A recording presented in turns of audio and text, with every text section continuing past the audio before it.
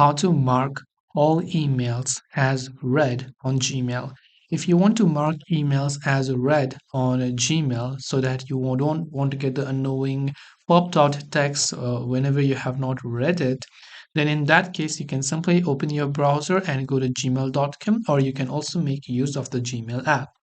Now here, basically, you can see there are so many unread emails and I don't have time to look after them. But if you're a person who cannot bear to see this, and then you have to go ahead and then basically watch or finish all of this, then in that case, you want to just make sure to hit the select option first from here. So by the way, you can only first of all select the first 50. Then after that, just hit the drop down icon and select read button. Once you've done that, all the emails will actually be marked as read. So you can select all and hit the three dots and select mark as unread, or basically select all and select mark as read. So I hope that this video pretty much helped you. If you have got any further questions, feel free to also leave them down in the comment section. Thanks for watching till the very end, and as always, see you soon in our next video.